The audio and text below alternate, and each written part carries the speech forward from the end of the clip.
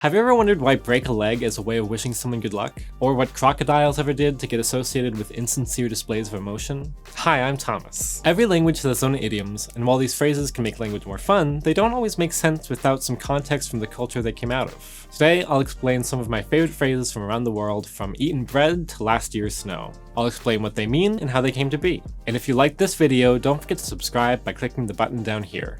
It's a piece of cake. It's a stereotype that Germans love beer and sausage. You can find vegetarians and teetotalers in Germany, but these first few sayings point to the significant role these two items play in the country's culture. Don't care about something? Tell someone, "Das ist nicht mein Bier," or "That's not my beer." If someone is receiving special treatment, that's eine Extrawurst, or an extra sausage. You can describe an especially thin-skinned person as an offended liver sausage. Die beleidigte Leberwurst spielen. A common food in Ecuador's idioms? Pineapples. Llevar piñas a Milagro is used to describe a useless task. And bringing pineapples to Milagro, a city that's so full of them, is certainly that. Idioms can also tell you about a country's landscape.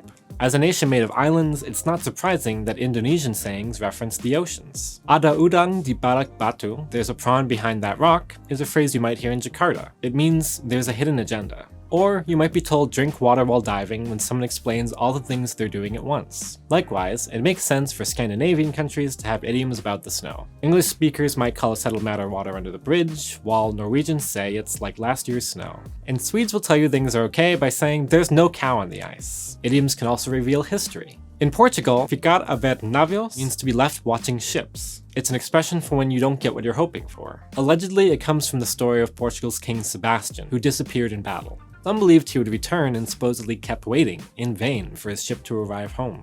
For a bit of American history, there's the saying, "Can I get your John Hancock?" When someone says this, they're asking for your signature.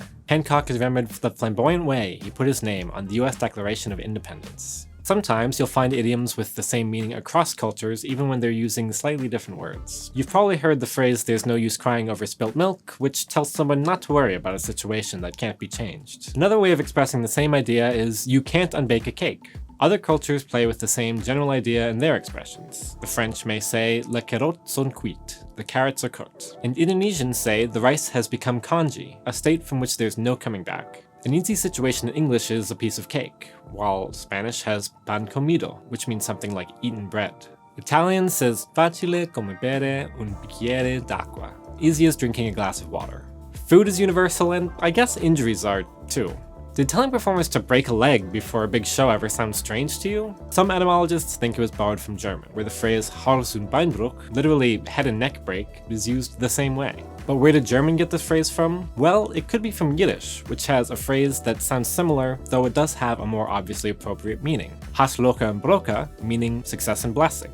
Another idiom that's similar across a lot of languages is crocodile tears. It's in a lot of different European languages and keeps the same meaning. It's a way of labeling someone's outward show of emotion as insincere or phony. It comes from an old belief that crocodiles cried while eating their prey, a belief that goes back at least as far as the ancient Greeks. There may even be a little bit of truth to this. A study from the University of Florida found that some alligators do secrete tears while eating, and researchers reasoned that crocodiles might as well. These tears probably aren't a way for crocodiles to make us think that they're remorseful though, it's more of a physiological consequence of the hissing and huffing that large reptiles engage in while eating. What's a great idiom in your language, or a language you're learning?